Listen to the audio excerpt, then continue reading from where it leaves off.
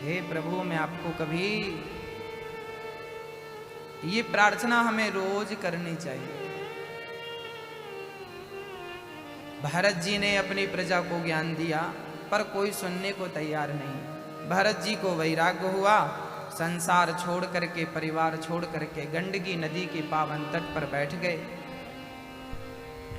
वहां प्रेम पूर्वक भरत जी महाराज ने ध्यान लगाया, संसार से नाता तोड़ दिया, गिरधर गोपाल से नाता जोड़ लिया। भरत जी महाराज एक दिन स्नान करने के लिए गंडकी नदी में गए। एक मृगी पानी पी रही थी। अचानक शेर ने दहाड़ लगाई। मृगी को लगा कि मैं मर जाऊंगी, शेर खा जाएगा। मृगी भागी। वो मृगी गर्भवती थी। जैसे ही उसने पानी में छलांग लगाई, उसका प्रसव चालू हो गया और बच्चे ने पानी में ही जन्म ले लिया। मृगी को बहता हुआ देख करके, प्रसव देख करके भरत जी को लगा कि यह मृगी ने बच्चे को जन्म दिया है। मृगी को बचाने के लिए भरत जी ने छलांग लगाई। मृगी तो हाथ नहीं आई, पर मृग का जो नन्हा सा मृग का बच्चा था, उसे भरत जी ने बचा लिया। और मृगी को देखा तो मृगी जल में तड़प तड़प करके बेचारी मर गई। मृगी तो मर गई, पर बच्चे को बचाकर भरत जी अपनी कुटिया पे ले आए। उसको घास खिलाई, उसको उड़ाया, सर्दी दूर करी, और भरत जी उस मृग से प्रेम करने लग गए। अपने आश्रम में ही रख लिया। अब दिन रात मृग की ही चिंता करते, दिन भर घास लाते, उसको खिलाते, चराते, नहलाते, खेलते। घर छोड़ा था भगवान के भजन के लिए, पर जंगल में भी बाधा मिल गई।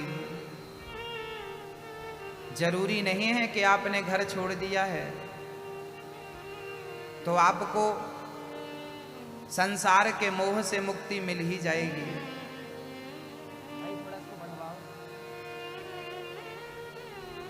जरूरी नहीं है। हाँ भक्तों, भरत जी ने घर परिवार छोड़ा था मोह ममता को त्यागने के लिए, पर भरत जी मृग के चक्कर में उलझ गए। अब माला छूट गई, भजन छूट गया, और मृग मृग मृग चालू हो गया। बुढ़ापा आ गया, मौत सिर पर खड़ी हो गई। यमराज ने कहा कि चलो भाई, आपका वक्त पूरा हो गया, चलो। जब यमदूत आकर के भरत जी को ले जाने लगे तो भरत जी के सामने मृग का बच्चा खड़ा था। उस मृग को देखते देखते भरत जी प्राणों को त्याग देते। यमराज जी ने देखा कि आप मृग का चिंतन करते करते आए हैं, अब आपको मृग की योनि में जाना पड़ेगा। अंते यामति सागति, जिसकी मति जैसी होती है उसकी गति वैसी ही होती है। इसलिए मेरी आपसे प्रार्थना है कि मरने के पहले अपनी मति को, अपनी बुद्धि को सुधार लीजिएगा, संवार लीजिएगा। यहां वहां मन मत लगाइएगा। मरने के पहले बहुत सावधान होने की जरूरत है, बहुत सावधानी चाहिए। मृत्यु के टाइम मन बिल्कुल यहां वहां ना हो। अच्छा, आप लोगों का ये प्रश्न है कि गुरुजी हमारा मन बहुत भटकता है, मन बहुत परेशान करता है, क्या करें? है ना? आपका मन इसलिए भटकता है क्योंकि आपने अपने मन को किसी काम में नहीं लगाया। और जो फ्री होता है ना, फ्री तो शैतान ही होता है। यदि आपने अपने मन को काम पे लगा दिया होता तो वो कभी भटकता नहीं। एक आदमी ने प्रेत को सिद्ध कर लिया। प्रेत आकर खड़ा हो गया। अब वो प्रेत सिद्ध हो गया। अब जो कहा जाए वो प्रेत तुरंत कर ले। मालिक कहे कि जाओ ये काम करो, प्रेत तुरंत करके आ जाए। और प्रेत कहे कि हमें काम बताते रहना, हम फ्री नहीं बैठेंगे, और फ्री बैठेंगे तो आपके बाल ही नोचेंगे, आपको ही परेशान करेंगे। अब जिसने प्रेत को सिद्ध किया था, अब वो बेचारा कितना काम बताए। प्रेत ना उसे सोने दे, ना उसे खाने दे। वो कहे कि जाओ ये काम कर लो, तुरंत काम करके आ जाए प्रेत। और बाकी टाइम पे जो उसने सिद्ध किया था, प्रेत अपने मालिक को मारना शुरू कर दे, उसी को परेशान करे। अब जिसने सिद्ध किया था उसको लगा राम राम, मैंने क्यों अपने पांव में कुल्हाड़ी मार लिया, मैंने इसे सिद्ध कर लिया, अब तो ये जीने नहीं देता। गुरु जी के पास गए, गुरु जी प्रेत को सिद्ध कर लिया है, वो कहता है काम बताओ, और मैं जो भी काम कहता हूँ वो तुरंत कर लेता है, सब मैं क्या बताऊँ, थक गया हूँ काम बताते बताते। तब गुरु जी ने कहा एक बांस का डंडा गड़ा दो बड़ा सा, और बांस का डंडा गड़ा के कहना कि तुम चढ़ो और उतरो, यही काम है। अब उन्होंने अपने आंगन में बांस का डंडा गड़ा दिया बड़ा सा, और प्रेत से कहा चल भाई यही तेरा काम है, चढ़ना उतरना, चढ़ना उतरना, चढ़ना उतरना। अब प्रेत चढ़ता उतरता, अब वो आनंद से अब उसे राहत मिली, क्योंकि अभी तक वो उसी को परेशान करता था। अब वो आनंद से रहने लगा। जब काम पड़ता तो कहता ये काम करो, बाकी टाइम कहता चढ़ो उतरो चढ़ो उतरो। तो ये प्रेत बिजी है तो परेशान नहीं करता, और ये बिजी ना रहे तो परेशान करता। ऐसे मन ही हमारा ये प्रेत है। यदि ये मन फ्री है, कोई काम नहीं है, तो ये आपको सिर्फ गलत सलाह देगा, गलत मार्ग दिखाएगा, परेशान करेगा। इसलिए कहते हैं कि इस मन को माला जपने में लगाओ। चल मन यहीं गोल गोल घूमता रह, बोल मन सीताराम, बोल मन सीताराम, बोल मन सीताराम, बोल मन सीताराम। तो मन यहाँ यहाँ माला क्यों जपने का बोला जाता? माला गोल होती है। माला क्यों? ताकि तू यहीं यहीं गोल गोल इसी काम में तू बिजी रहेगा ना, तो फिर परेशान नहीं करेगा, और तू यहां से हटा तो फिर। इसलिए माला जपना अनिवार्य है। जिनका मन परेशान करता है उन्हें शांत चित्त से बैठ जाना चाहिए, प्रेम पूर्वक बैठ करके और गोविंद के नाम का चिंतन करना चाहिए। हरे राम राम राम हरे हरे, हरे कृष्णा कृष्णा कृष्णा हरे हरे, हरे राम राम राम हरे हरे। प्रेम पूर्वक कीर्तन करना चाहिए, भगवान का स्मरण करना चाहिए अधिक से अधिक। मन को बिजी रखो, मन को। और क्या करना है? बोले मन की इच्छाएं कम करो। हमारी इच्छाएं कितनी हैं? याद रखना, एक होती है जरूरत, एक होती है इच्छा। जरूरत तो सबकी पूरी हो जाती है। जरूरत हमारी क्या है? रोटी, कपड़ा और मकान और शिक्षा, ये हमारी जरूरत है। रोटी, कपड़ा, मकान, शिक्षा हमारी क्या है? जरूरत है। तो जरूरत तो पूरी सबकी हो जाती है, पर इच्छाएं तो बड़े बड़े राजा महाराजाओं की भी पूरी नहीं होती। इसलिए जरूरत के मुताबिक जिंदगी जीनी चाहिए, इच्छाओं के मुताबिक कभी जिंदगी नहीं जीना चाहिए। इच्छाएं कभी पूरी नहीं होंगी और जरूरतें पूरी हो जाएंगी। और जब आपकी जरूरतें पूरी हो जाएं तो भगवान का धन्यवाद देना शुरू कर देना। विधाता तेरा बहुत धन्यवाद, मेरे पास जितना है इतना बहुत लोगों के पास नहीं। अन्य लोगों से मैं सुखी हूं कि नहीं? आप सुखी हैं कि नहीं बताइए? आप ना, मैं आपको नहीं कह रहा हूं, आपको मतलब वो लोग हैं जो ऐसे हैं। कई लोग ना भगवान से शिकायत करते रहते हैं, तुमने हमें ये नहीं दिया, तुमने हमें ये नहीं दिया, तुमने हमें ये नहीं दिया। हमेशा ही शिकायत क्यों करते हो? ईश्वर ने जितना दिया है कभी पलट कर देखना, जितना तुम्हारे पास है उतने के लिए दुनिया तरस रही है। हाँ या ना? हाँ या ना? तरस रही है ना? तो जितना आपके पास है लोग उतने के लिए तरस रहे हैं, तो तुम्हें ईश्वर का धन्यवाद देना चाहिए या शिकायत करनी चाहिए?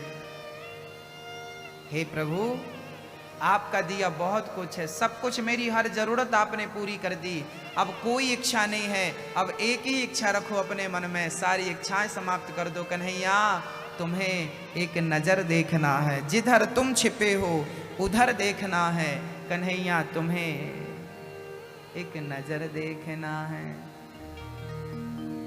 है ना। एक ही इच्छा मन में होनी चाहिए, ज्यादा कामनाएं नहीं हो। त्याग दो इन कामनाओं को,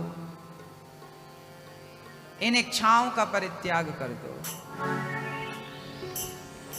और भगवान से प्रार्थना करो कि हे प्रभु, हे गोविंद, हे दीनानाथ,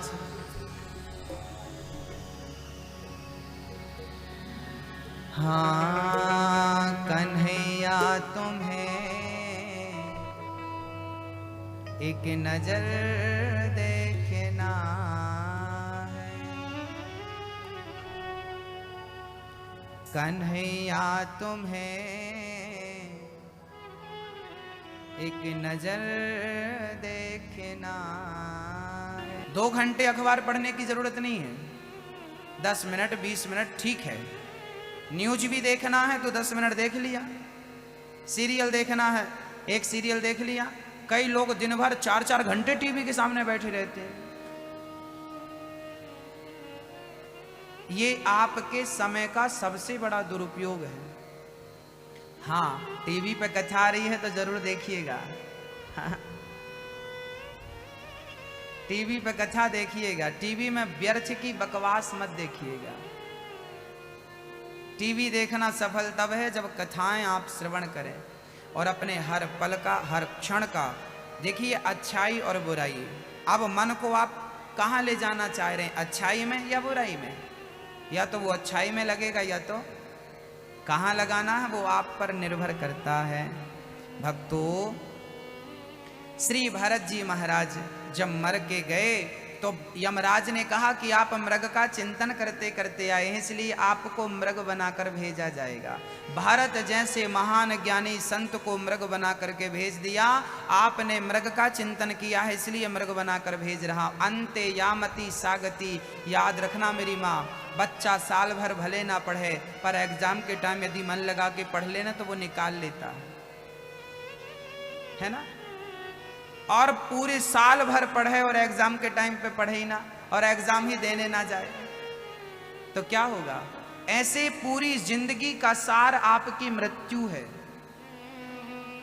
आपके मृत्यु के समय बहुत सावधान रहना।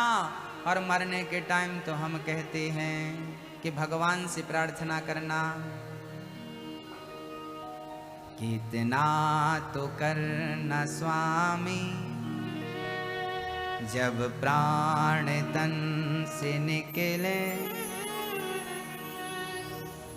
गोविंद नाम लेकर मेरे प्राण तन से निकले। हे प्रभु,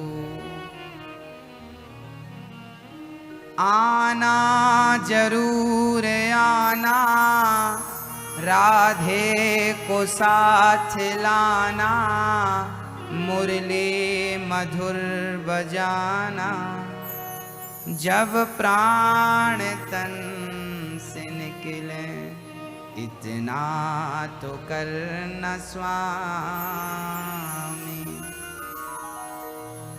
पीतांबरी कसी हो, होठों में कुछ हंसी हो, छवि मन में ये बसी हो, जब प्राण तन से निकले।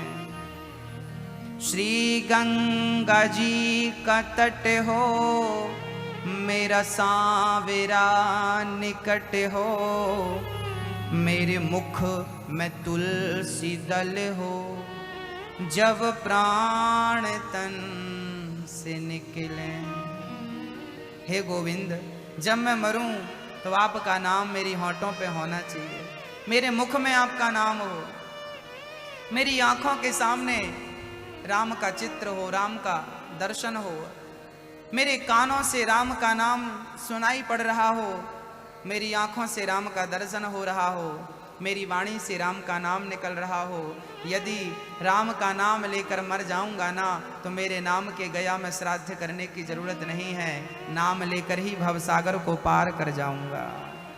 और यदि नाम भूल गया मैं आखिरी टाइम तो याद रखना 84 का चक्कर फेल हो गया, फिर लेसन 1 पार्ट 1, फिर वही क्लास घिसते रहो। ये मानव का तन बहुत बहुत दुर्लभ है मेरी माँ। मैं आपको कितने प्यार से समझाता हूँ, आप लोग समझते भी हैं पर बहुत लोग नहीं समझते। मजाक लगता है उनको लगता हम पागल बोल रहे हैं। आप हमें पागल समझो, मूर्ख समझो, जो समझना समझो, पर इतना समझ लो कि ये मानव तन आज मिला है, कल मिलेगा इसकी गारंटी नहीं है। कल मिलेगा इसका भरोसा नहीं है। साधन धाम मोक्ष कर द्वारा कई जन्मों से हम फिर रहे थे, नाना प्रकार की योनियों में पशु पक्षी कुत्ता बिल्ली हम बन रहे थे। भगवान ने कृपा करके एक मौका दे दिया, जाओ तुम्हें मानव का तन दिया है, अब इस तन को पाकर जाओ सदुपयोग करो, अपने जीवन का मुझे प्राप्त कर लो। ये आने जाने के चक्कर से पुनरपि जननम पुनरपि मरणम पुनरपि जननी जठरे शयनम भज गोविंदम गोविंदम भज। मूढ़ मत इस चक्कर से मुक्त होना है तो गोविंद की शरण में चले जाओ। फिरत सदा माया कर प्रेरा काल कर्म स्वभाव गुण गेरा। कबहु के नर करुणा कर देही देत ईश बिनु हेतु शनेही। रामचरितमानस पढ़ा करो, उत्तरकांड पढ़ा करो, बहुत सारे प्रश्नों के उत्तर मिल जाएंगे आपको। समय बीतता जा रहा है हरि भजन के बिन, निंदा चुगली बुराई क्या क्या नहीं हम लोग करते।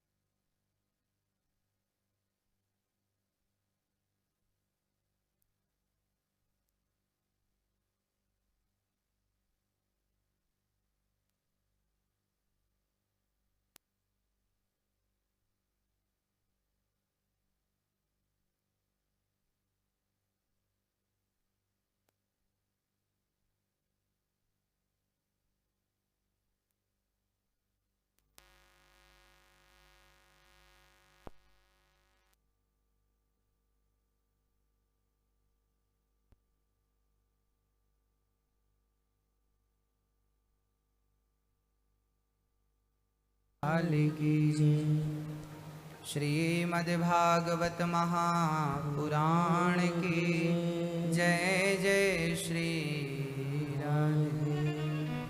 भरत जी महाराज मृग की योनि में आ गए। अब भरत जी को लगा अब खाई तो खाई, अब नहीं खाए। अब भरत जी मृग की योनि में, चूंकि संत थे उन्हें सब विदित था, अब भरत जी ने मृग की योनि त्यागी और तीसरा जन्म एक पंडित जी के घर में भरत जी ने लिया। वही भरत पिछले जन्म के फिर मृग बने। अब भगवान ने फिर मौका दिया मनुष्य बनने का। चलो एक मौका देता हूं, ये मौका है, मौका, इसे गवाना मत। आज मिला है कल नहीं। भरत जी पंडित जी के घर में जन्म लेते। पंडित जी ने बोला चलो गायत्री मंत्र पढ़ो बेटा। भरत जी बोले पिछली बार मृग के चक्कर में फंस गए थे, इस बार कहीं माँ बाप के मोह में ना फंस जाएं, इसलिए भरत जी चुप रहते थे। पिताजी बोले गायत्री मंत्र पढ़ लो, नहीं पढ़ा, नहीं याद किया। याद सब था पर पढ़ा लिखा कुछ नहीं। लोगों ने नाम रख दिया मूर्ख, इसलिए लोग कहने लगे जड़ भरत। क्या नाम पड़ा? जड़ भरत। पिताजी का देहांत हुआ, पिताजी चल बसे। भाइयों ने घर से निकाल दिया, भौजाइयों ने घर से निकाल दिया। भरत जी को जंगल में भेजा, खेत में भाइयों ने भेजा था जाओ धान बोदी है, चिड़ियों को उड़ाना। पर भरत जी तो चिड़ियों से कहते हैं कि राम जी की चिड़िया राम जी का खेत, खाओ रे चिड़िया भर भर पेट। सारी चिड़ियों को बैठा करके भरत जी खिला रहे हैं। भाइयों ने कहा निकम्मा किसी काम का नहीं है, घर से निकाल दिया। अब भरत जी जंगल चले गए, एक पेड़ की छांव में बैठे थे। उसी क्षण एक जंगल का राजा पकड़ कर ले गया, चलो तुम्हारी बलि चढ़ाएंगे। सिर झुकाया और भद्रकाली के चरणों में बलि चढ़ाना चाहा। भद्रकाली ने प्रकट होकर के भक्त की रक्षा की। भक्त का जीवन बचाया सवारा, दुष्टों का दमन कर दिया भद्रकाली ने। भरत जी महाराज प्रेम से आजाद होकर जंगल में विचरण करने लगे। एक राजा रहुगण सिंधु सौवीर देश का पालकी पर चढ़ करके सत्संग करने जा रहा था गंगा सागर। अचानक उसका एक कहार बीमार पड़ गया। पहले राजाओं की पालकी कौन उठाता था? कौन उठाता था?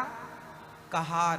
पालकी उठाने वाले को कहते थे कहार, चलो रे डोली, है ना। पहले डोली उठाने वाले को भी कहार, पालकी उठाने वाले को भी कहार।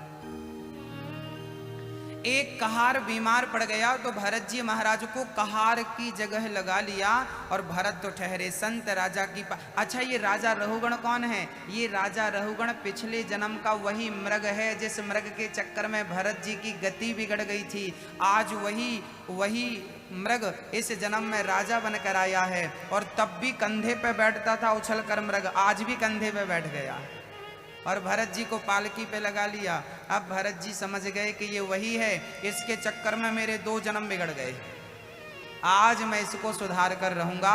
अब भरत जी चल रहे थे तो रास्ते में चींटियां थीं, जीव जंतु थे, तो भरत जी ने छलांग लगा दी ताकि पांव के नीचे कोई जीव दब ना जाए, मृत्यु ना हो जाए, है ना। तो भरत जी छलांग लगाकर आगे बढ़ गए। जैसी छलांग लगाई तो राजा रहुगण के सिर में पालकी टकराई धम्म से। पालकी पर्दा हटाकर देखा, कौन है भाई उछल कूद कर रहा है?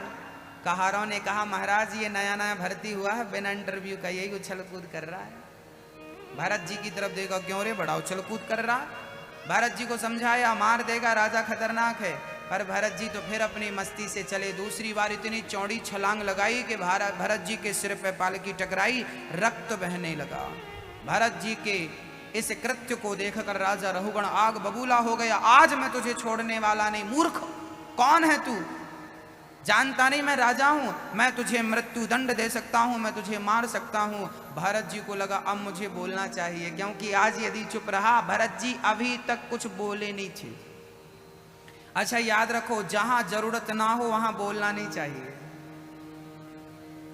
कम ही बोलना चाहिए। जहां आपकी सुनने वाले लोग हों वहां बोलो, नहीं सुनने वाले हों तो बोलो ही मत। हाँ, और हम तो कहते हैं बुढ़ापे में दुख से बचना हो तो चुप रहना सीख लो। बुढ़ापे में दुख से बचना हो, कष्ट से बचना हो तो क्या सीख लो? चुप रहना, कम बोला करो। जहां जरूरत है वहां बोला करो, जरूरत से ज्यादा मत बोला करो। भरत जी ने कहा कि आज बोलना आवश्यक है। भरत जी ने बोला, त्वयोदितं व्यक्तिमविप्रलब्धं भर्तुः समे स्याददि वीरभारः गन्तुर्यदि स्यादधिगम्य मध्वा पीवेति राशौ न विदां प्रवादः। भरत जी ने आज कहा कि राजन, आपने कहा कि हमें मारोगे। अब ये ज्ञान बड़ा अच्छा है, ये वेदांत का सब्जेक्ट है, और मेरी माताएं, मेरे भैया जी, आप सभी जरा सावधान होकर बैठ जाओ। अब मैं आपको उस ज्ञान की ओर ले चल रहा हूं जिस ज्ञान को शायद आपने अभी तक की जिंदगी में ना सुना हो, ना सीखा हो, ना समझा हो। भागवत का सबसे कठिन सब्जेक्ट मैं आपको सुनाने जा रहा हूं। ये भागवत में बड़ा कठिन विषय है। राजा परीक्षित ने कहा, प्रभु भरत जी ने क्या कहा? तब सुखदेव भगवान कह रहे हैं, राजन, सुखदेव भगवान कहते हैं, राजन, जब राजा रहुगण ने अपमान किया भरत जी का, तब भरत जी ने अपनी वाणी खोल करके कही, राजन तू ये बता कि तू मारेगा किसे? तू कहता है कि मुझे मारेगा, तो ये बता कि तू शरीर को मारेगा या आत्मा को मारेगा? मृत्यु किसकी होती है? मोबाइल चल रहा है? हाँ, हो गया मोबाइल का काम तो बंद कर दो। और ये ज्ञान आज के बाद कौन आपको सुनाएगा मुझे नहीं पता, इसलिए बहुत ध्यान से सुनिएगा। मृत्यु किसकी होती है आज मैं आपके सामने ये बात रखूंगा। बताइए मरता कौन है? शरीर मरता है या आत्मा मरती है? शरीर मरता है, आत्मा कभी नहीं मरती। तो मैं कौन हूं? मैं शरीर हूं या आत्मा हूं? जवाब दीजिए। आप कौन है? शरीर हैं आप या आत्मा है आप? क्या हैं आप? आप कौन हैं? आप कौन हैं? मैं कौन हूं? मैं शरीर नहीं हूं। मैं कौन हूं? मैं आत्मा हूं। मैं कौन हूं? आत्मा। कौन सी आत्मा? अविनाशी, कभी ना मिटने वाली, कभी ना मरने वाली आत्मा मैं हूं। अच्छा, ये आत्मा कहां से आती है और कहां चली जाती है? जानकारी है आपको? ये आत्मा क्या चीज है? कहां से आती है और कहां जाती है? अब मैं आपको समझाता हूं, समझिए। ये आत्मा परमात्मा का स्वरूप है, ईश्वर अंश, जीव अविनाशी, चेतन अमल सहज सुख राशि। आत्मा ईश्वर का अंश है, ईश्वर का अंश। जैसे एक ही गेहूं के दाने से 1000 गेहूं के दाने हो सकते हैं। एक दाना बो दिया, फिर वो बड़ा हुआ तो उसमें 50 दाने, फिर 50 को बोया तो 1000 दाने, 1000 को बोया तो 10,000, 50,000 दाने हो गए कि नहीं? तो एक से ही इतने सारे हो गए कि नहीं? ऐसे ही उस एक ईश्वर के ही हम सभी हैं, उस एक की ही आत्मा हम सबके भीतर विद्यमान है। ईश्वर अंश, ईश्वर के अंश हैं हम। भाई दर्पण में आप देखते हैं, दर्पण में जो दिखता है वो क्या होता है? बताइए, ध्यान से सुनिए। दर्पण में जो दिखता है वो क्या होता है? आपने दर्पण देखा तो क्या दिखा? दर्पण में जो दिखता है वो हमारा प्रतिबिंब होता है। क्या होता है? प्रतिबिंब। बिंब हम हैं, प्रतिबिंब वो है। ऐसे ही बिंब ईश्वर है। जो प्रतिबिंब होता है ना, जो प्रतिबिंब होता है, जो हम दर्पण में देखते हैं, हमारा प्रतिबिंब। अच्छा, दर्पण में जो दिखता है वो आपका ही प्रतिबिंब है कि नहीं? जैसे दर्पण में आपका ही प्रतिबिंब नजर आता है, ऐसे हम सब के भीतर जो आत्मा है ये ईश्वर का प्रतिबिंब ही है। ये ईश्वर ही आत्मा के रूप में हम सब के भीतर विद्यमान है। इसलिए कहा जाता है कि सर्वम खलविदम ब्रह्मा, सब में ईश्वर है, क्योंकि आत्मा वही है। तो मैं कौन हूं? मैं शरीर नहीं हूं। मैं कौन हूं? शरीर अलग है, आत्मा अलग है। कैसे? बोले मोबाइल की तरह। मोबाइल अलग होता है और मोबाइल की सिम कार्ड अलग होती है। मोबाइल अलग होता है और सिम कार्ड अलग होता है। हाँ, दोनों हैं एक दूसरे के पूरक। यदि मोबाइल में सिम ना डालो तो मोबाइल डिब्बा, और सिम को मोबाइल ना मिले तो सिम भी डिब्बा। तो सिम और मोबाइल जब तक एक दूसरे से ना मिले तब तक दोनों किसी काम के। ऐसे ही आत्मा सिम जैसी है और शरीर मोबाइल सेट जैसा है। जब तक दोनों एक दूसरे से मिलते नहीं हैं तब तक कोई काम होता नहीं है। आत्मा शरीर से वैसे ही अलग है जैसे मोबाइल से सिम अलग है। समझ रहे हैं? आत्मा क्या है? सिम। शरीर क्या है? मोबाइल। दोनों अलग अलग है। अब ये बताओ कि आप क्या हो? आप शरीर हो या आत्मा हो? मैं कौन हूं? मैं आत्मा हूं, मैं शरीर नहीं हूं। अच्छा, मर जाने के बाद क्या निकल जाती है? तो हम मर जाते हैं। आत्मा निकल जाती है तो हम मर जाते हैं। अर्थात जब तक आत्मा थी तब तक ही हम थे। आत्मा के जाने के बाद हमारा शरीर पड़ा है तो किसी काम का नहीं। अर्थात मरने के बाद शरीर होता है, आत्मा नहीं होती। शरीर पड़ा है, आप रख लो अपने घर पे, फ्रिज में रख लो, संभाल के रखो। नहीं रखता कोई। मैं शरीर यदि था तो मरने के बाद तो मैं था कि नहीं? मर जाने के बाद शरीर था पर उसे कोई नहीं रखता। इसका अर्थ है मैं आत्मा ही हूँ, मैं वो आत्मा हूँ जो ईश्वर से निकलती है और ईश्वर में जाकर के मिल जाती है। मैं ईश्वर का अंश हूँ, मैं ईश्वर की संतान हूँ, मैं ईश्वर का पुत्र हूँ। इसलिए कहा है त्वमेव माता च पिता त्वमेव, माता रामो मत पिता रामचंद्र, स्वामी रामो मत सखा रामचंद्र, सर्वस्वम में रामचंद्रो दयालुर, नान्यम जाने नैव जाने न जाने। वो ईश्वर हम सबका पिता है। मैं कौन हूं? आत्मा हूं। अब ये बताओ फिर मरा कौन? मृत्यु किसकी हुई?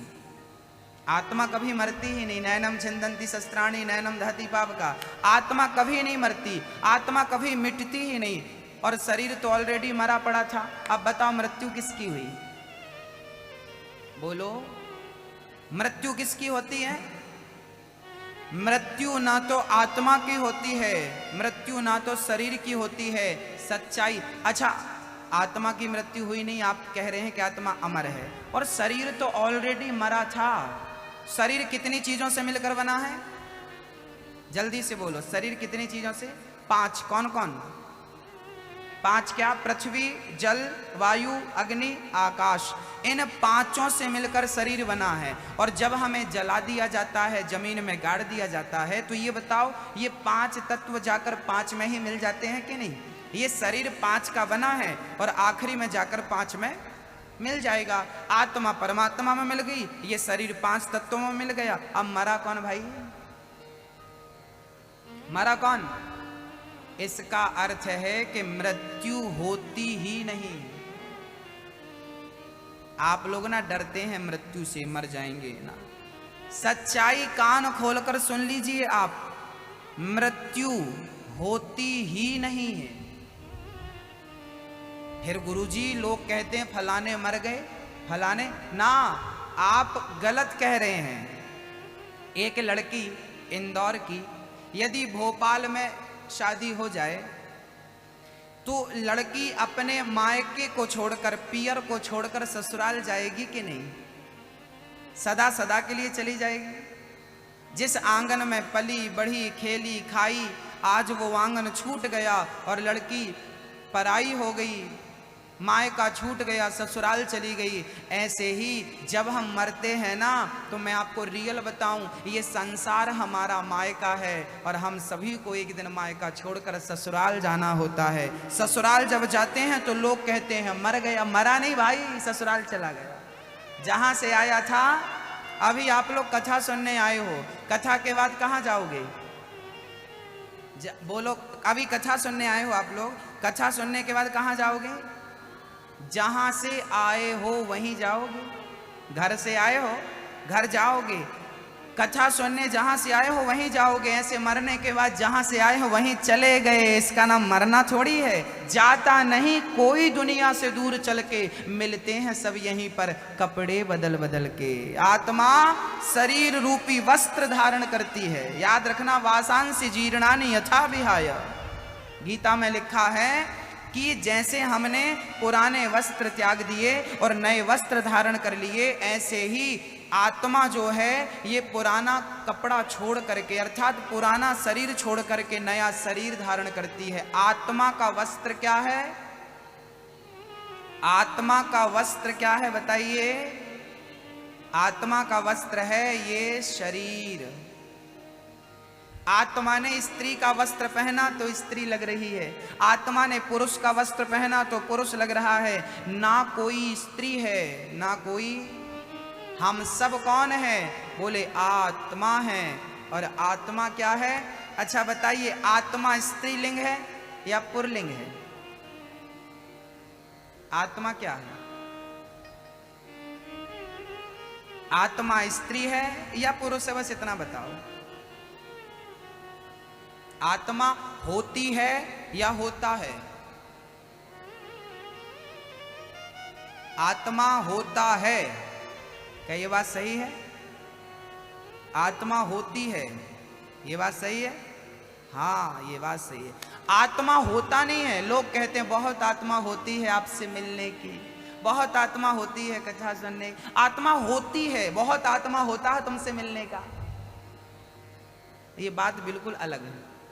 आत्मा होता नहीं है, आत्मा होती है, और होती है तो वो स्त्री होगी, और स्त्री है तो उसे पुरुष तो चाहिए।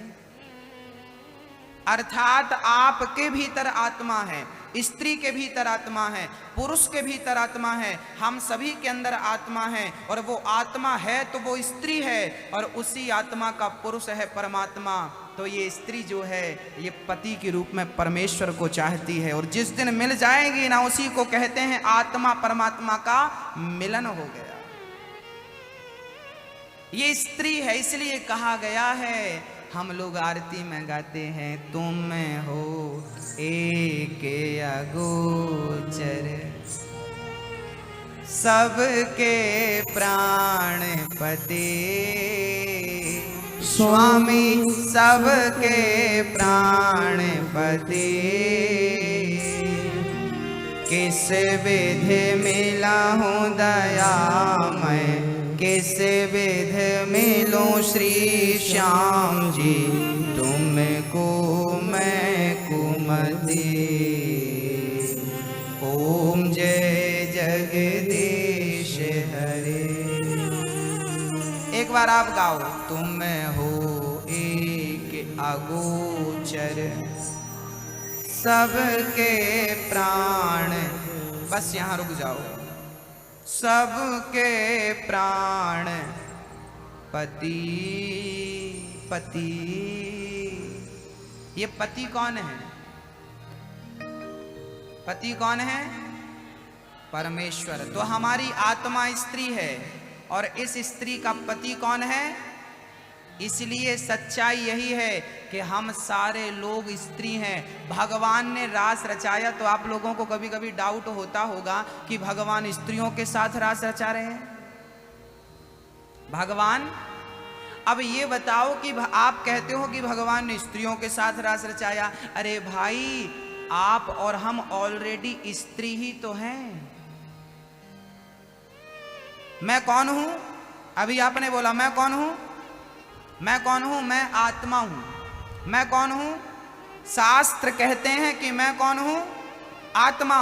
और यदि मैं आत्मा हूं तो आत्मा स्त्रीलिंग है, आत्मा स्त्री है, तो मैं कौन हो गया? मैं कौन हो गया? मैं स्त्री हूं, और मैं स्त्री हूं तो मेरा पति भगवान है, उसको अधिकार है मेरे संग रास रचाने का, क्योंकि मैं उसका ही स्वरूप हूं, क्योंकि मैं स्त्री हूं। आप कहें कि स्त्रियों के संग रास, अरे भाई साहब, वो स्त्री को आपने थोड़ी बनाई है, वो स्त्री भी तो उसी ने बनाई है। वो परमात्मा है, वो भक्तों को आनंदित करने के लिए सारी लीलाएं रचते हैं। तो ये जीवात्मा और परमात्मा के मिलन का नाम रास है, जो कि मैं आपको परसों की कथा में सुनाऊंगा। ये प्रसंग अभी से उसकी नींव तैयार कर दे रहा हूं, ताकि आपको संदेह ना हो। आत्मा और परमात्मा का संबंध रास है, मिलन रास है। अब यहां एक बात और समझना है कि अब आप समझ गए कि हमारी कभी मृत्यु होती ही नहीं, हम मरते ही नहीं है। अब भाई साहब आप देख लो आप क्या होते हो।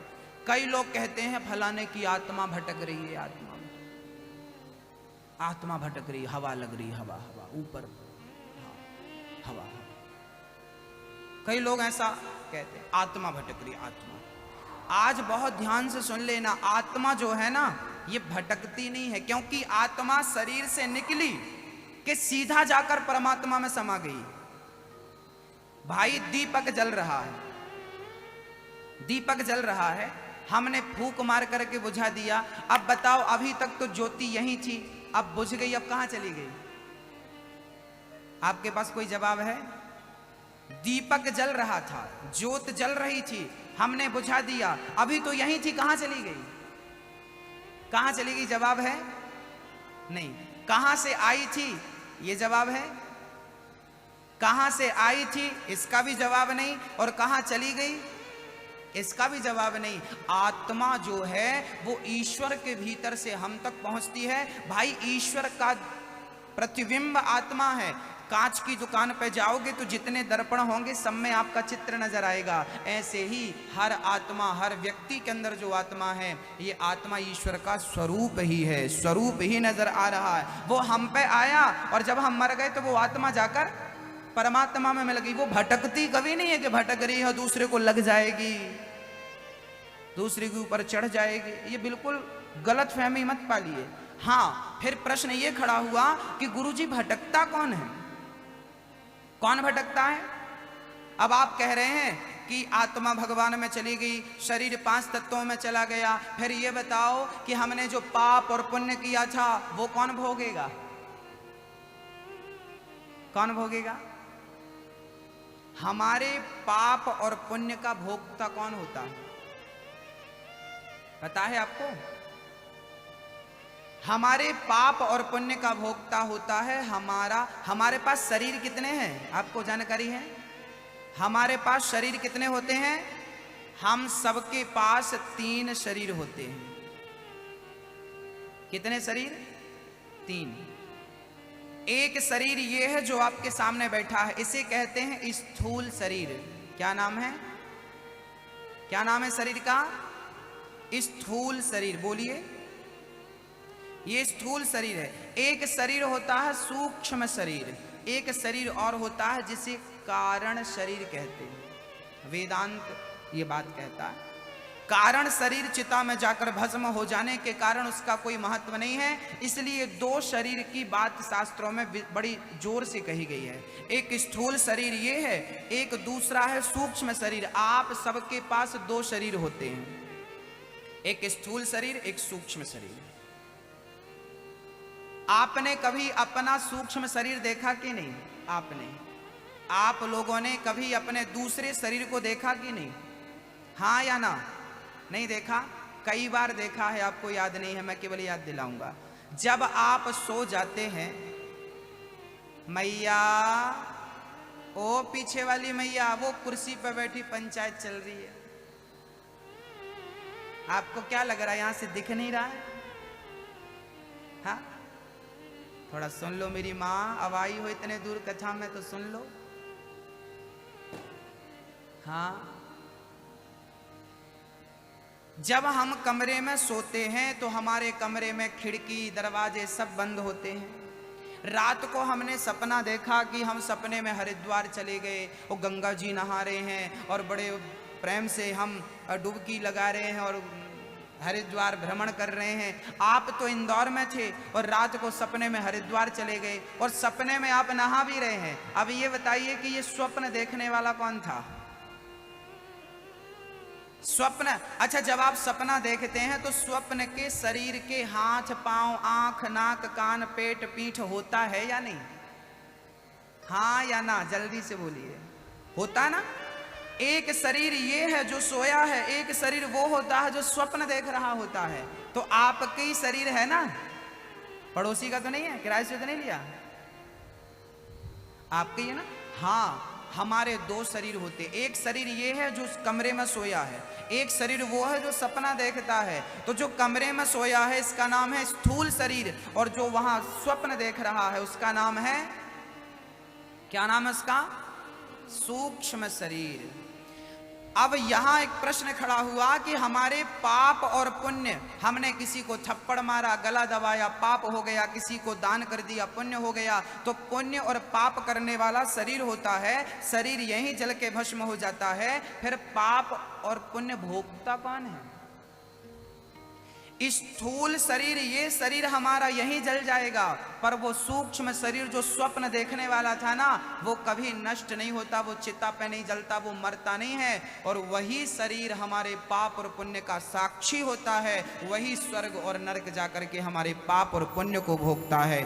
और आप कहते हैं कि हमारे पितृदोष क्या होता है? अब आप कहेंगे कि गुरुजी आत्मा भटकती नहीं है, आप कह रहे हो, तो फिर पितृदोष, लोग कहे, गुरुजी कहते पितृदोष चल रहे हैं, ये पितृदोष क्या है? हाँ, आपके पूर्वजों का वही सूक्ष्म शरीर। लोग कहते हैं ना आत्मा भटक रही, आत्मा नहीं भटकती, वो सूक्ष्म शरीर भटकता है। जो व्यक्ति पाप करके मरता है तो उसका वो सूक्ष्म शरीर भटकता है और वो अपने बच्चों से उम्मीद करते हैं कि मेरे बच्चे कोई पुण्य करें, भागवत सुनवाएं, पिंडदान करें तो मैं उद्धार हो जाऊं, मेरा उद्धार हो। जब बच्चे कुछ नहीं करते तो उनके पूर्वज फिर उन पर टूटने लगते हैं, बरसने लगते हैं, कष्ट देने लगते हैं। इसलिए पूर्वजों के नाम से दान पुण्य धर्म कर्म जितना हो सके करते रहो, क्योंकि आप भी यदि धोखे से पाप करके मर गए तो आप भी अपने बच्चों से उम्मीद करेंगे कि मेरा बेटा मेरे नाम से सत्यनारायण भगवान की कथा सुन ले, मेरा बेटा मेरे नाम से भागवत सुन ले। और यदि एक घर पे बच्चे कुछ भी घर पे पुण्य का काम करते हैं तो उसका फल जाकर के आपके पूर्वजों को प्राप्त होता ही होता है, निश्चित है। इसलिए जीवन में पुण्य करते रहो, पाप तो होते ही रहते हैं। इसलिए तो भटकता कौन है? कौन भटकता है? सूक्ष्म शरीर। पाप और पुण्य का भोक्ता कौन है? कौन है? सूक्ष्म शरीर। पाप और पुण्य ना तो शरीर भोगता है ना तो आत्मा भोगती है। कौन भोगता है? सूक्ष्म शरीर होता है, जो स्वप्न का दृष्टा है वही। अब यहां एक प्रश्न और खड़ा हुआ कि जब हमारे ये हाथ नष्ट हो जाएंगे, मरने के बाद जल जाएंगे, तो जब ये शरीर यहीं जल जाएगा तो उसके द्वारा किया पुण्य और पाप भी यहीं जल जाता होगा। बोले ना, एक बात बताओ। एक सेठ जी थे इंदौर के, उनके कपड़ों का व्यापार था। एक दिन सेठ जी बढ़िया से भोजन प्रसादी करके सोए और जब सोए तो उनके स्वप्न में एक ग्राहक आया। सेठ जी जरा 4 मीटर कपड़ा तो देना। सेठ जी ने सपने में ही दुकानदारी खोल ली और सेठ जी ने जो शॉल ओढ़ रखी थी, चादर, उसी को फाड़ दिया। और जब चादर फटी तो देखा, आंख खुल गई और जब आंख खुली तो देखा ना वहां ग्राहक था ना वहां दुकान थी, पर चादर जो फटा वो तो सचमुच फट गया। ऐसे ही ना तो ये संसार सत्य है ना तो ये शरीर सत्य है, पर संसार में शरीर के द्वारा किया गया पाप और पुण्य सत्य है, उसका तो भोग भोगना ही पड़ेगा। राजा रंक कोई हो, कर्मों का फल तो भोगना ही पड़ता है। अब मैं इस प्रसंग में, इस बात में एक बात और कहना चाहूंगा आपसे। अब आपको यह जानकारी भी होना जरूरी है कि हमारे सुख दुख का कारण कौन है। आत्मा को सुख दुख नहीं होता, शरीर को सुख दुख नहीं होता, फिर हमें मच्छर काटता है, फिर हमें फोड़ा होता है, तो दर्द किसे होता है? बताइए, दर्द किसे होता है? दर्द किसे होता है ये बताइए। क्या शरीर को दर्द होता है? क्या आत्मा को दर्द होता है? किसको होता है?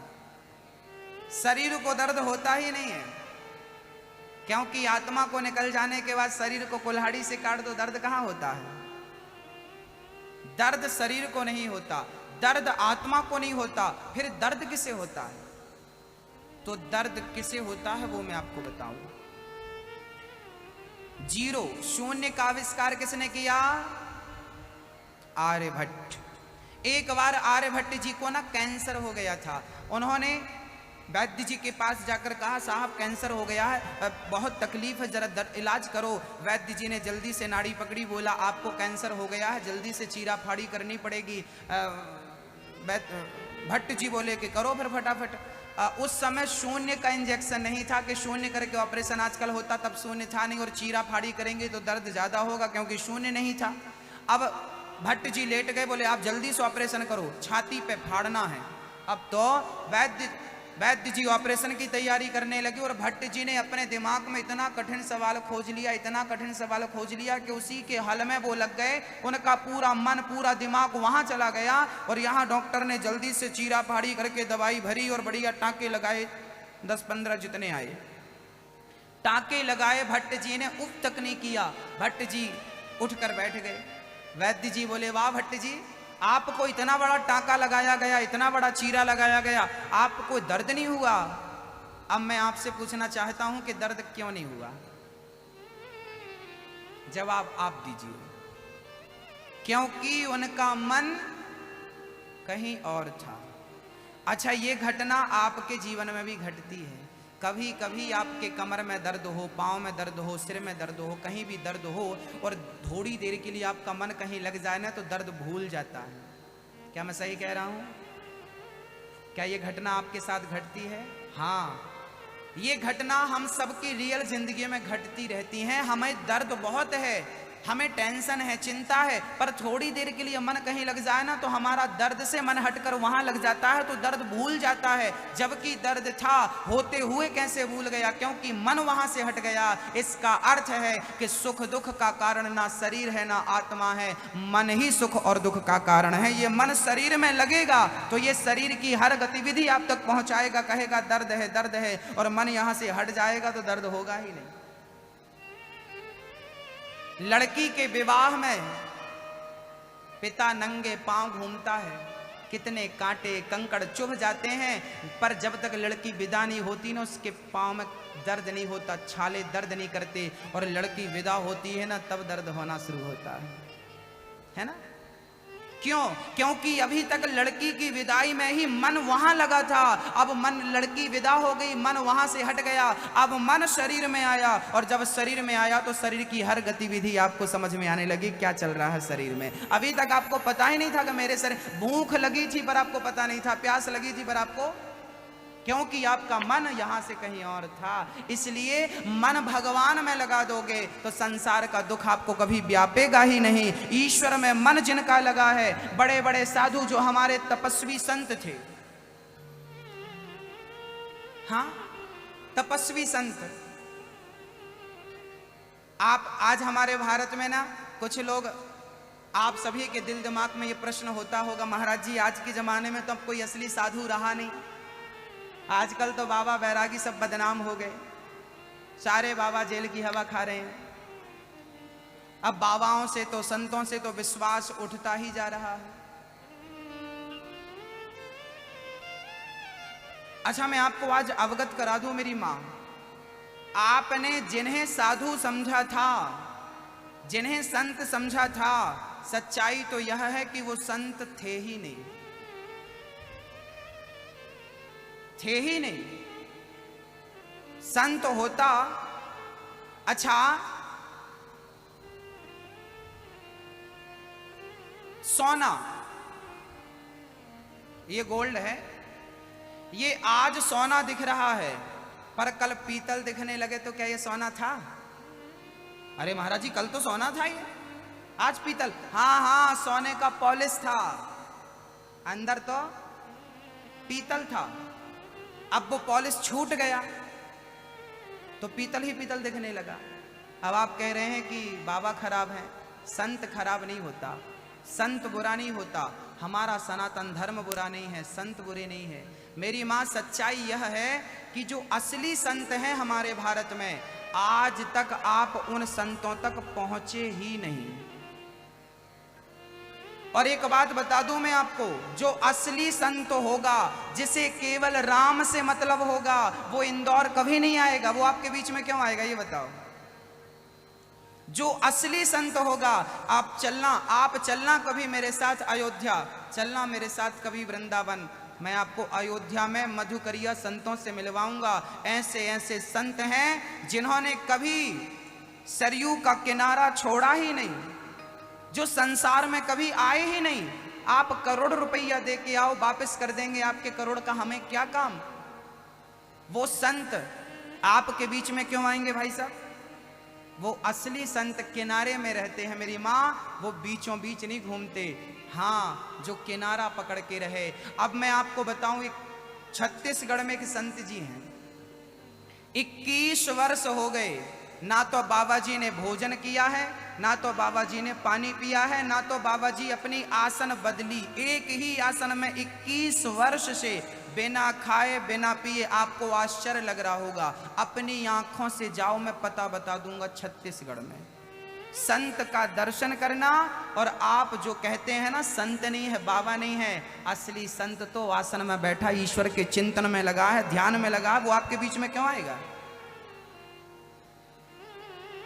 असली संत देखना है तो कभी चलना मेरे साथ अयोध्या वृंदावन, मैं आपको असली संतों से मिलाऊंगा। आपने नकली को असली समझ लिया, इसमें गलती किसकी है? इसमें सनातन धर्म की क्या गलती है?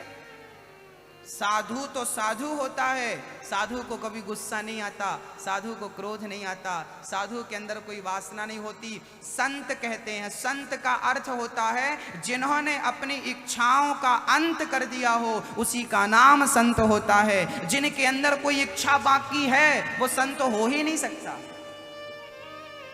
याद रखना, संतों को पहचानने में गलती आपसे हुई है। यदि आज हमारे देश में ये धर्म में आपका निष्ठा कम हो गई, संतों के प्रति आस्था कम हो गई, इसके जिम्मेदार संत नहीं आप भी हैं। आप अंधे होकर के घूमते हैं। आपको भी हमारे गुरुजी ने कहा था, पानी पियो छान के और गुरु करो, पानी पियो छान के और गुरु करो जान के। क्यों भूल गए आप? जगत गुरु ब्राह्मण, याद रखना, गुरु बनने का अधिकारी कौन है? जगत गुरु ब्राह्मण, ब्राह्मण गुरु सन्यासी, सन्यासी गुरु अविनाशी। गृहस्थों का गुरु गृहस्थ ही होना चाहिए, याद रखिएगा। गृहस्थों का गुरु गृहस्थ ब्राह्मण ही होना चाहिए। जब तुम पति बच्चों वाले बनोगे, जब तुम शादी विवाह और बच्चों वाले रहोगे और गुरु भी वही रहेगा, तब गुरु के पास कभी जाओगे तो वो बता सकता है कि इस स्थिति में आपको ये करना चाहिए, क्योंकि तू भी गृहस्थी है, मैं भी गृहस्थी है। वो सही मार्ग दिखाएगा। और जिसने गृहस्थी का कभी मुंह ही नहीं देखा, इसलिए राम जी के गुरु का नाम था क्या? राम जी के गुरु का नाम क्या था? गुरु वशिष्ठ। गुरु वशिष्ठ जी भी गृहस्थी थे या नहीं? अरुंधति आपकी पत्नी, गुरु वशिष्ठ राम के गुरु गृहस्थ थे, राम के गुरु ब्राह्मण थे। जगत का गुरु ब्राह्मण ही है, आप मानो ना मानो। गोस्वामी तुलसीदास जी ने लिखा है, बंदऊ प्रथम महीश्वर चरना, मोह जनित संशय सब हरना।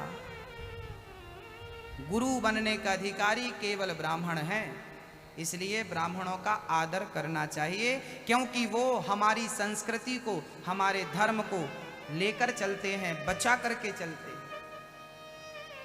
वेदों का लोप हो जाता, वेद लुप्त हो जाते यदि ब्राह्मण ना होता, गुरु ना होता। इसलिए आप कभी ये ना कहें कि बाबा खराब हैं, ये खराब हैं, वो खराब। ना ना, संत कभी बुरा नहीं होता। संत तो भगवंत से मिला दे, जो संत ईश्वर की गोद तक पहुंचा दे, उसी का नाम संत होता है। बोलिए संत भगवान की। असली संत देखना है, कभी हमसे मिलिएगा, हम आपको दिखाएंगे। यहाँ पर आपके इंदौर के पास खरगोन है ना, खरगोन के पास पीपलगौन गांव का नाम का एक गांव है।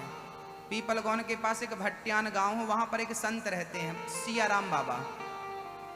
जो इंदौर वाले हैं वो आपके पास के संत का ओरिजिनल 24 कैरेट के परफेक्ट संत। आपको संतों की भूख है ना, जाके देखिएगा, आपका जीवन ऐसा लगेगा कि आपने संत का नहीं, भगवंत का दर्शन कर लिया। पास में ही है, नर्मदा के तट पर रहते हैं, पूरी जिंदगी गुजर गई नर्मदा के किनारे। एक लंगोटी पहनते हैं बाबा जी, मैंने दर्शन किया है अपनी आंखों से ऐसे महान संतों का। नाम है सियाराम बाबा, पता मैंने बता दिया, जाकर दर्शन कर लीजिएगा। असली संतों का दर्शन आप लोग समय निकाला करिए। असली नकली की क्या है ना, वो आजकल ऐसा ऐसा सोना आ गया, वो पता ही नहीं चलता क्या असली है क्या नकली है। नकली में चमक ज्यादा होती है, असली बिल्कुल नॉर्मल होता है। तो संत देखना है तो जाइए, सियाराम बाबा यहाँ है। छत्तीसगढ़ में देखना है तो मेडिकल साइंस परेशान है कि बिना खाए पिए बाबा जिंदा कैसे है। और वो संत जी एक आसन पर बैठे केवल ओम नमः शिवाय, ओम नमः शिवाय, ओम नमः शिवाय जप रहे हैं। और सियाराम बाबा केवल सीताराम सीताराम सीताराम जप रहे हैं। ये महान संत हैं। कभी बद्रीनाथ जाओ तो वहां संत मिलेंगे आपको गुफाओं में बैठे हुए। असली संत, असली संत तुम्हारे घर नहीं आएगा, याद रखिएगा, उसे कोई काम नहीं आपसे। हाँ बोलो राधे राधे। भरत जी के ज्ञान से राजा रघुगण का ज्ञान मिट गया और राजा रघुगण चरणों में गिर पड़े। भगवान अनेक अनेक बार जन्म लेकर के भक्तों का दुख दूर करते हैं। एक बार अजामिल भरत जी के उपदेश से राजा रहुगण के अज्ञान का नाश हुआ। राजा रहुगण को अब राजा परीक्षित से सुखदेव जी कहते हैं कि 28 प्रकार के नरकों का वर्णन श्री सुखदेव भगवान ने अब भरत जी ने किया। 28 प्रकार के नरक होते हैं, जो जैसा कर्म करता है उसे वैसे नरक में डाला जाता है। जैसा कर्म होगा वैसा नरक होगा। यदि आपने चोरी की है तो रौरव नरक में डाला जाएगा। किसी स्त्री और पुरुष के साथ गलत किया है तो महारौरव नरक में डाला जाएगा। वहां लोहे की स्त्री पुरुष है, स्त्री ने किसी पुरुष के साथ गलत किया है तो लोहे के पुरुष से चिपकाया जाएगा, बिल्कुल लाल गरम। और पुरुष ने किसी स्त्री को कुदृष्टि से देखा है, लोहे की स्त्री से चिपकाया जाएगा। कुंभी पाक नाम का नरक है, जो झूठ बोलता है उसे उस नरक में डाला जाता है। माबाद की नदियां बह रही हैं, गंदे खून की नदियां बह रही हैं, और उसमें आपको कीड़ा डाल दिया जाता, तो वही खाओ, वही रहो, वही पियो, वही सब करो। ये सब पाप का फल है, भोगना पड़ता है आपको। हाँ, ये सारे पापों का फल जैसी करनी। इसलिए पाप मत करिएगा, गलत मत करिएगा। राजा परीक्षित डर गए, प्रभु जी हमने कोई ना कोई पाप तो किया ही होगा, बताइए अब इन पापों से कैसे बचा जाए। तब सुखदेव भगवान कहते हैं, राजन यदि आपसे कोई पाप हो गया है, आपसे कोई गलती हो गई है, तो उस गलती से यदि बचना चाहते हो तो कलयुग में एक ही उपाय है, केवल भगवान का नाम। क्या उपाय है? केवल भगवान का केवल नाम। कलयुग केवल नाम आधारा, कलयुग केवल नाम आधारा। सुमरे सुमर नर उतराहि पारा, सुमरे सुमर नर उतराहि पारा। कलयुग में केवल नाम की महिमा है, इसलिए भवसागर से पार जाना हो तो क्या कर लो? नाम कभी ना छोड़ो। क्या ना छूटे मेरी माँ? क्या ना छूटे? मैया जी, ओ मैया, ओ प्यारी मैया, क्या नहीं छूटना चाहिए? गप्पे नहीं छूटनी चाहिए। क्या नहीं छूटना चाहिए? भगवान का नाम कभी नहीं छूटना चाहिए। सदा भगवान का नाम जपो। किसने जपा? अजामिल नाम का एक ब्राह्मण था। कान्य कुब्जे ध्वजः कश्चित् दासी पति रजामिलः, नामना नष्ट सदाचारो दास्याः संसर्ग दूषितः। अजामिल नाम के एक पंडित जी थे, बहुत अच्छे पंडित जी थे, पर एक स्त्री से गमन कर लिया। संसर्ग, दास्याः संसर्ग दूषिता। एक स्त्री से संबंध बनाया और उसे अपनी पत्नी बनाकर घर पे बिठा लिया। इससे उनकी बुद्धि भ्रष्ट हो गई और पाप करने लगे। अजामिल चोरी करना, ये करना, सब गुनाह जितने सब करने लगे। एक दिन घर पे संत आ गए, और संतों का आगमन कभी व्यर्थ नहीं जाता, याद रखिएगा। संतों का आगमन कभी व्यर्थ नहीं जाता। अब संत जब घर पे आए तो संत के चरण पड़ते ही बुद्धि निर्मल हो गई। अजामिल की पत्नी ने कहा, प्रभु मेरे घर भोजन प्रसादी ग्रहण कर लो। संतों ने कहा, दे दो हमें कच्चा। कच्चा दिया तो संतों ने बना करके प्रसादी ग्रहण की, और अजामिल और उसकी पत्नी को प्रसाद में 2-2 रोटी सब्जी के साथ, साग के साथ दे दी। लो भैया आप भी प्रसाद पाओ, तुलसी का दल डालकर दे दिया। अब अजामिल ने खाया, पत्नी ने खाया। संतों ने कहा, देवी आपने भोजन कराया है, अब हमें दक्षिणा भी दो, क्योंकि भोजन कराओ संतों को, ब्राह्मणों को तो दक्षिणा देनी पड़ती है, तो दक्षिणा दो। अब संतों ने कहा दक्षिणा दो। अजामिल बोला पत्नी से, देखो मैंने कहा था बाबाओं के चक्कर में ना पड़ो, ये बड़े भूखे होते हैं पैसों के, पैसा मांग रहे हैं। संतों ने कहा, अजामिल हम पैसों के भूखे नहीं हैं, हमें तेरा पैसा नहीं चाहिए, हमें एक वचन दे, हमें एक वादा कर।